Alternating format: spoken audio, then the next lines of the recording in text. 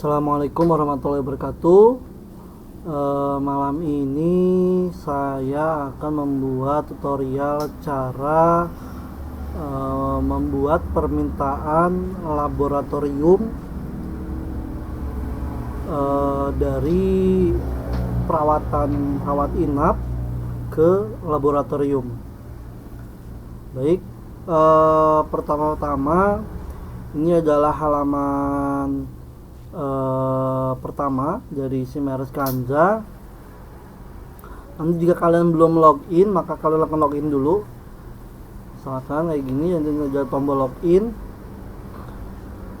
Loginnya seperti biasa, kalian memasukkan NIK kalian masing-masing. ID adminnya diisi dengan NIK, passwordnya diisi dengan NIK. Tapi di sini saya akan menggunakan user admin.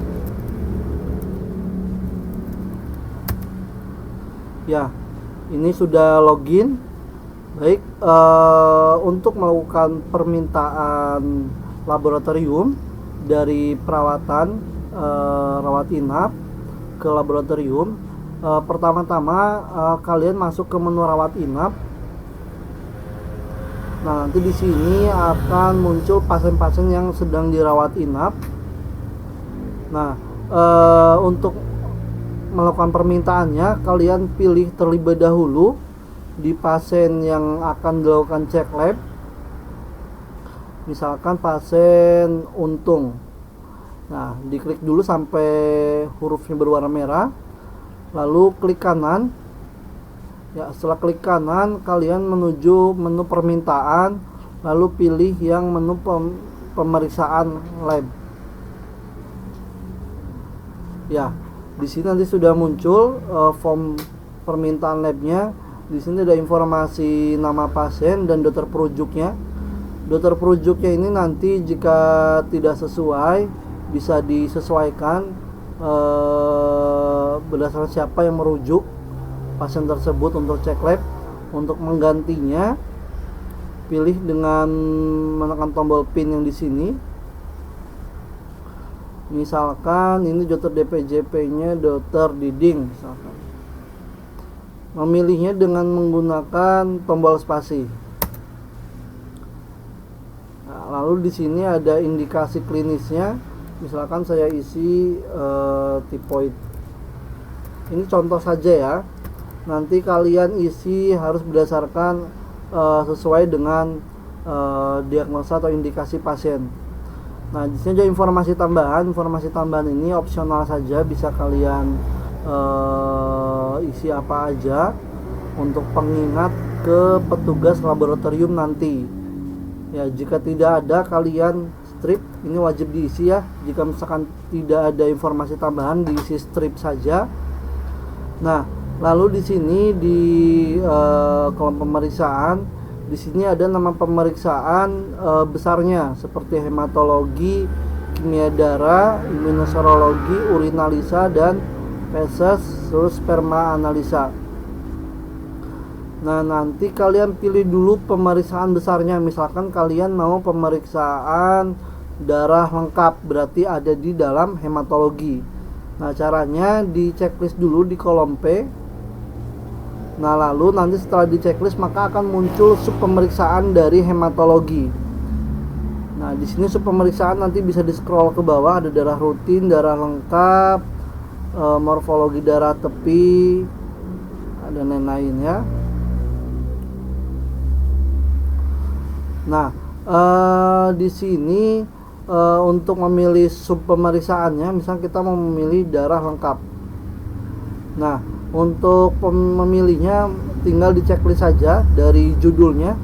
Ini untuk judulnya teman-teman wajib untuk di checklist ya, karena nanti di judul ini tertera harga. Jadi jika kalian hanya menchecklist sub dari darah lengkapnya saja, itu mungkin di lab tidak ada masalah, cuman nantinya di kasirnya tidak muncul harganya, tarifnya, karena tarifnya ini ada di judul darah lengkapnya, di setiap judul sub pemeriksaannya.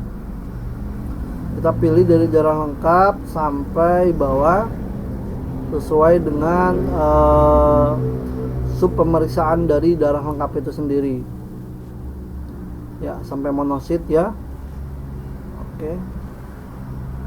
Nah, jika misalkan teman-teman ada pemeriksaan lain, ya tinggal di checklist saja sesuai dengan pilihannya. Nah, tetapi jika misalkan kalian di pemeriksaannya ini ada 2 pemeriksaan besar seperti hematologi kimia darah, kalian pilihnya harus di atas dulu. Kalau misalkan kalian pilih seperti ini, nanti jika kalian misalkan memilih pilihan lagi di atas, maka sub pemeriksaan yang di bawah nanti akan hilang. Jadi selesaikan dulu nama pemeriksaan yang di atas. Jika misalkan ada hematologi dan kimia darah, pilih dulu yang di atas. Contohnya seperti ini. Misalnya kita klik kimia darah. Nah kan, setelah kita checklist kimia darah, maka pemeriksaan tadi, sub pemeriksaan tadi kita sudah pilih, hilang. Jadi agar teman-teman tidak kerja 2 kali, pilih dulu pemeriksaan yang di atas, selesaikan dulu pemeriksaan yang di atas, baru nanti pilih subnya di bawah. Nah, nanti jika scroll di bawah, nanti ada sub pemeriksaan untuk kimia darah. Nah, ini kimia darah. Ya, kimia darah itu dari gula darah puasan sampai ke bawah ya. Oke. Nah, misalkan kita mau pemeriksaan darah lengkap dan gula darah, kita checklist yang darah lengkap. Ingat teman-teman, harus di checklist dari judul subnya. Dari darah lengkap kita checklist semua.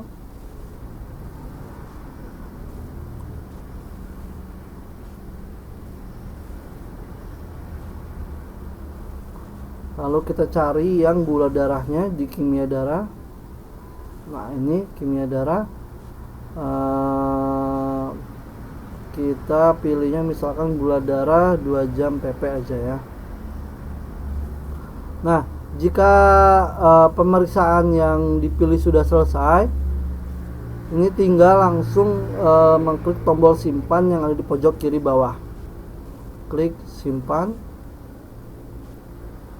Ya, jika ada konfirmasi sudah betul data yang mau disimpan, jika sudah betul klik yes.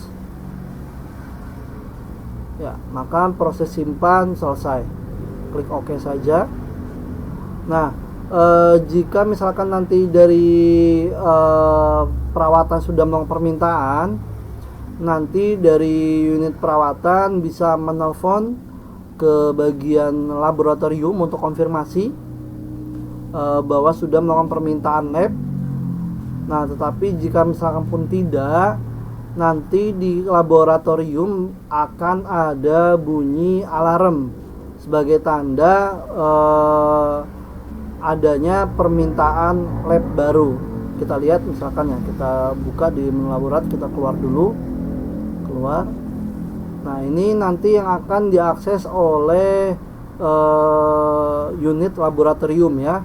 Nanti unit laboratorium, klik di laborat, menu laborat.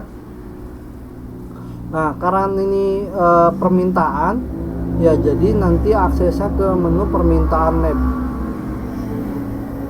Nah, lalu pilih tab rawat inap karena tadi permintaan rawat inap. Nah, teman-teman bisa dengar ya, di sini tadi ada alarm.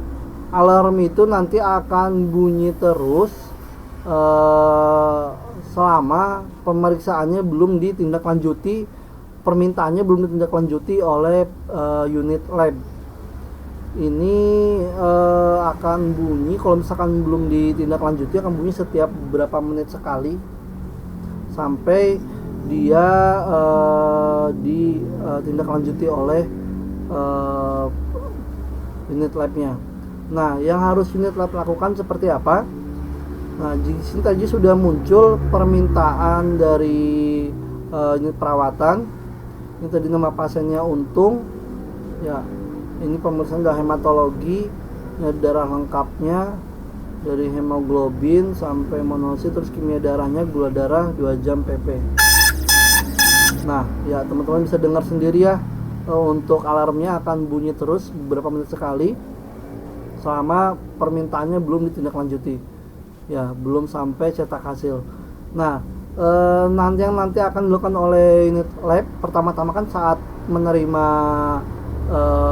permintaan, maka unit lab akan mengambil sampel, ya.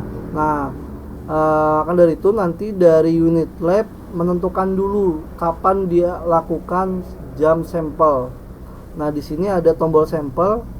Nanti sebelum teman-teman lab berangkat ke perawatan untuk ngambil sampel, saran saya teman-teman lab klik tombol sampel dulu untuk menentukan tanggal dan jam kapan dilakukan pengambilan sampel. Misalkan ini jamnya jam 22.19 tanggal 26 ya. Jika sudah, klik simpan. Nah, di sini ada konfirmasi apakah ada yang ingin dicetak. Di sini kalau misalkan ada yang dicetak, ada pilihannya, ada barcode, lembar permintaan lab, dan barcode. Jika misalkan tidak ada, cukup pilih tidak ada, lalu klik OK. Ya, jika misalkan teman-teman refresh di keywordnya, cek ke sini, nah maka akan muncul nanti jam dilakukan sampelnya. Nah, nanti ceritanya setelah teman-teman melakukan sampling, lalu sampel itu diuji dan sudah keluar hasilnya, maka teman-teman bisa langsung melakukan input hasil lab. Caranya bagaimana? Pertama-tama dipilih dulu untuk pasiennya, nah lalu klik tombol hasil. Nah, di sini maka akan muncul form untuk input data hasil pemeriksaan. Nah, di sini ada petugasnya. Nanti petugasnya dipilih dulu. Tapi jika misalkan teman-teman login menggunakan akun masing-masing, maka petugasnya akan muncul otomatis sesuai login menggunakan akun siapa. Kita pilih dulu. Misalkan petugasnya Mbak Yunita Purnamasari. Nah, di sini tinggal di input untuk hasilnya. Misalkan hemoglobin kita input asal aja ya, 14, hematokritnya 35, leukositnya 4000, trombositnya 150, eritrosit 3.5. Di sini misalkan basofilnya 1, eosinophilnya 4, neutrofilnya 51, eosinophilnya 25. Teman-teman jangan lupa di Kanda itu setiap input data apapun itu, setelah input harus klik enter atau klik ke sembarang tempat yang lain agar data yang sudah kita input tersimpan. Misalkan 25, langsung enter sampai biru kan. Misalkan monositnya 5, lakinya darahnya misalkan 80. Nah, jika sudah selesai, maka tinggal langsung klik simpan saja. Ada konfirmasi, sudah yakin mau disimpan, sudah klik yes. Nah, di sini persimpan selesai. Nah, untuk mencari hasil yang sudah kita simpan, nanti klik tombol cari. Nah, nanti akan muncul di sini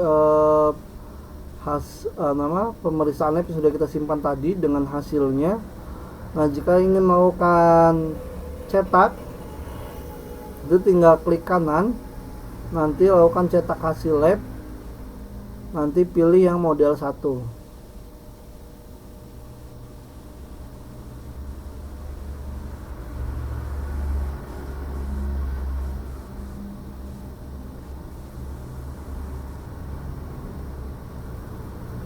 Nah, di sini nanti akan langsung muncul hasil labnya. Nanti ini kalau misalnya di print, tinggal di print aja. Caranya tinggal ke sini, icon print. Nah, nanti tinggal di print. Oke.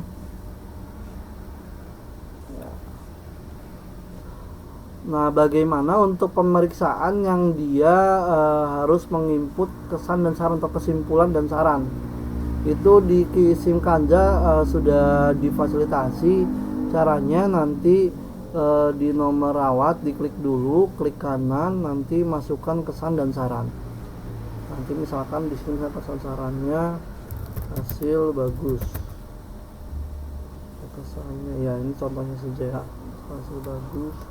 Hasil bagus samakan aja. Hasil bagus. Nanti jika sudah klik update. Pas update selesai, oke, tutup. Nah, untuk cetaknya sama, cetak hasil lab nanti ada di model 9, betul apa enggak?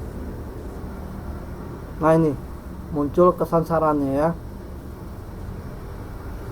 Jadi tadi untuk cetaknya yang ada kesan sarannya ada di model 9. Tetapi jika yang tidak ada kesan sarannya ada di model 1. Oke. Nah, mungkin cukup sekian penjelasan tentang cara permintaan laboratorium dari unit perawatan ke unit lab. Terima kasih. Assalamualaikum warahmatullahi wabarakatuh.